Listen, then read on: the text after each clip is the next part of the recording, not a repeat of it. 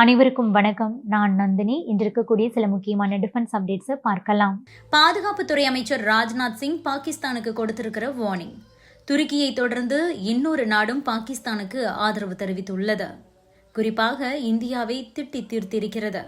பாகிஸ்தானுக்கு எதிராக இந்தியா பயன்படுத்திய சுதர்சன சக்ரா ஆயுதம்.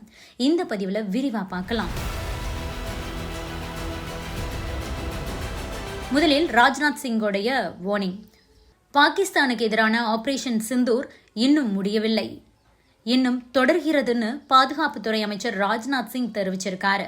அனைத்து கட்சி கூட்டத்தில் இந்த ஆபரேஷன் பத்தி அவர் என்ன சொல்லியிருக்காரு அப்படின்னா, ஆபரேஷன் சிந்தூர் இன்னும் முடியல, தேவைப்பட்டால் தாக்குவோம், ஆனால் இப்போதைக்கு அமைதி காக்கிறோம்.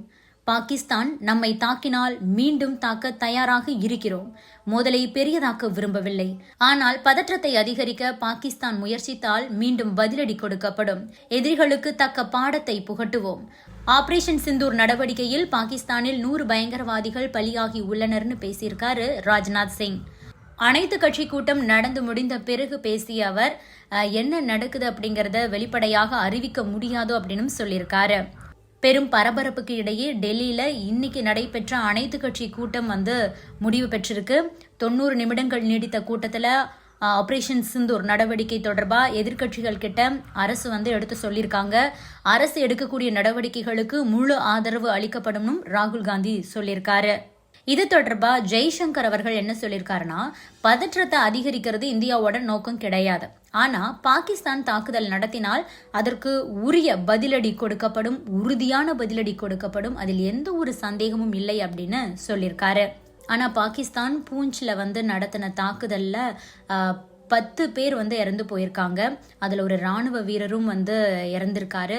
அதனால இனி இந்தியா அடுத்து எப்போது பதிலடி கொடுக்க போறாங்க அப்படிங்கிற ஒரு கேள்வியும் தற்போது எழுந்திருக்கு. அடுத்ததா துருக்கியை தொடர்ந்து இன்னொரு நாடும் பாகிஸ்தானோடு கரம் கோர்த்திருக்காங்க. குறிப்பா இந்தியாவுக்கு கடும் கண்டனங்களை தெரிவிச்சிருக்காங்க. யார் அந்த நாடு தெரியுமா? அசர்பைஜான். பாகிஸ்தானுக்கு சில நாடுகள் ஆதரவு தெரிவிக்க தொடங்கியிருக்காங்க. முதலில் துருக்கி பாகிஸ்தான் பக்கம் சாய்ந்தது.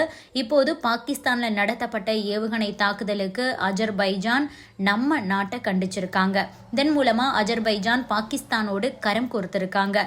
இது தொடர்பா அஜர்பைஜான் நாட்டோட வெளியுறவுத்துறை அறிக்கை ஒன்று வெளியிட்டிருக்கு. அதுல என்ன சொல்லப்பட்டிருக்குன்னா, இஸ்லாமிக் சுதந்திர நாடான பாகிஸ்தான் மீதான ராணுவ தாக்குதல் என்பது பொதுமக்களை கொன்றிருக்கிறது. பலரும் காயமடைந்திருக்கிறார்கள். இதனை நாங்கள் கண்டிக்கிறோம். இந்த நேரத்தில் பாகிஸ்தான் மக்களுடன் நின்று இறந்த அப்பாவிகளின் மக்களின் குடும்பங்களுக்கு இரங்கல் தெரிவித்துக் கொள்கிறோம். அதே போல காயமடைந்தவர்கள் விரைவில் குணமாக வாழ்த்துக்களை தெரிவிக்கிறோம். இந்த விஷயத்தில் அனைத்து தரப்பினரும் நிதானத்தை கடைபிடிக்கவும், தூதரக முறையிலான பேச்சுவார்த்தை மூலம் பிரச்சனையை முடிவுக்கு கொண்டு வரவும் நாங்கள் கோரிக்கை வைக்கிறோம் அப்படின்னு சொல்லப்பட்டிருக்கு. ஆக இந்தியாவுக்கு கடும் கண்டனங்களை தெரிவிச்சிருக்காங்க அசர்பைஜான். அசர்பைஜான்கிறது மேற்கு ஆசிய மற்றும் கிழக்கு ஐரோப்பிய எல்லையில அமைந்திருக்கக்கூடிய ஒரு சிறிய நாடு. தற்போதைய சென்னை நகரத்தை விட குறைந்த மக்கள் தொகை தான் அந்த நாட்டில் இருக்காங்க. சென்னையில இப்போது 1,20,00,000 மக்கள் இருக்காங்க அப்படின்னு கணிக்கப்பட்டிருக்கு. ஆனா அசர்பைஜானோட மொத்த மக்கள் தொகையே வெறும் 1,02,00,000 தான். மேலும் அசர்பைஜான் ஒரு இஸ்லாமிய நாடு. அங்கு வசிக்கக்கூடிய மக்களில் 97% அதிகமானவங்க இஸ்லாமியர்களா இருக்காங்க. அதுல ஷியா முஸ்லிம்கள் தான் அதிகம். இந்த நாட்டோட கிழக்குல காஸ்பியன் கடல், வடக்கே ரஷ்யாவோட தஜிகிஸ்தான், வடமேற்குல ஜியார்ஜியா, மேற்குல அர்மேனியா மற்றும் துருக்கி, தெற்கே ஈரான் ஆகியவை எல்லைகளா இருக்கு. அசர்பைஜானோடைய தலைநகரா பாகு உள்ளது. இந்த நாட்டோட மக்கள் தொகை என்பது மிகவும் குறைவு. அசர்பைஜானும் துருக்கியும் நெருங்கிய நட்பு நாடுகள். கடந்த 2020ஆம் ஆண்டுல நகோர்னோ காராபாக் போரின் போது துருக்கி அசர்பைஜானுக்கு உதவி பண்ணினாங்க. அதே மாதிரி பாகிஸ்தானும் அசர்பைஜான் பக்கம் தான் நின்னாங்க. அது மட்டுமின்றி பாகிஸ்தான் அசர்பைஜான் இடையே ராணுவ ஒத்துழைப்பு அப்படிங்கிறது நாளுக்கு நாள் அதிகரிச்சுக்கிட்டே இருக்கு. இதனால இந்தியாவுடன் ஒரு போர் ஏற்படுது அப்படின்னா அசர்பைஜான் கண்ணை மூடிக்கிட்டு பாகிஸ்தானை தான் தூக்கி பிடிப்பாங்க. அந்த வகையில தான் இப்போதும் இந்தியாவை அசர்பைஜான் கண்டிச்சிருக்காங்க. இந்தியாவோட ஆபரேஷன் சிந்தூர் நடவடிக்கைக்கு பதிலடி கொடுக்கக்கூடிய வகையில் பாகிஸ்தான் நேற்று நள்ளிரவில் இந்தியாவோட 15 இடங்களை குறிவைத்து ட்ரோன் தாக்குதலை நடத்துறதுக்கு முயற்சி பண்ணினாங்க. நல்வாய்ப்பா இந்திய ராணுவம் அந்த முயற்சிகளை தடுத்து நிறுத்தியிருக்கு. பாகிஸ்தானோட இந்த தாக்குதலை சுதர்சன சக்ரா அப்படிங்கிற ஒரு ஆயுதத்தை வைத்து தான் அழிச்சிருக்காங்க. இதனால பாகிஸ்தானோட முயற்சி அப்படியே புஷ்வானம் ஆயிடுச்சு.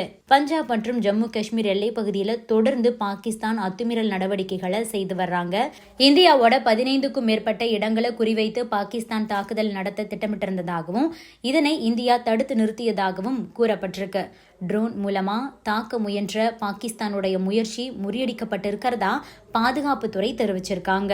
பாகிஸ்தானோட இந்த தாக்குதலை சுதர்சன சக்கராங்கிற ஆயுதத்தை வைத்து தான் முடிச்சு கட்டியிருக்காங்க இந்தியா. ரஷ்யாவால் தயாரிக்கப்பட்ட S-400 வான் பாதுகாப்பு அமைப்பு உலகின் அதிநவீன மேம்பட்ட தொழில்நுட்பங்களை கொண்ட ஒன்று. 600 கிலோமீட்டருக்கு அப்பால் உள்ள இலக்குகளை கண்டறியக்கூடியது. 400 கிலோமீட்டர் தொலைவில் வைத்துக்கொண்டே வரக்கூடிய த்ரெட்ஸை இடைமறித்து தாக்கி அழிக்கக்கூடியது. இந்தியா இதுவரைக்கும் 4 முறை இந்த ஆயுதத்தை பயன்படுத்தியிருக்காங்க. ஜம்மு காஷ்மீர் மற்றும் பஞ்சாபை பாதுகாக்கக்கூடிய வகையில் பத்தான்கோட் விமானப்படை தளம் ஒன்றிலும் கூட இந்தியா இதுவரைக்கும் 4 முறை இந்த ஆயுதத்தை பயன்படுத்தியிருக்காங்க. ஜம்மு காஷ்மீர் மற்றும் பஞ்சாபை பாதுகாக்கக்கூடிய வகையில் பத்தான்கோட் விமானப்படை தளம் ஒன்றிலும் மற்றவை ராஜஸ்தான் மற்றும் குஜராத் பகுதிகளை பாதுகாக்கக்கூடிய வகையில் நிலைநிறுத்தப்பட்டிருக்கு. சுதர்சன சக்ரா அப்படின்னா S-400 தான் சொல்றாங்க. ட்ரோன்கள் மூலமா இந்தியாவுக்குள்ள தாக்குதல் நடத்துறதுக்கு திட்டமிட்டிருந்தாங்க. ஆனா S-400 வான் பாதுகாப்பு அமைப்பு மூலமா அது முறியடிக்கப்பட்டிருக்கு.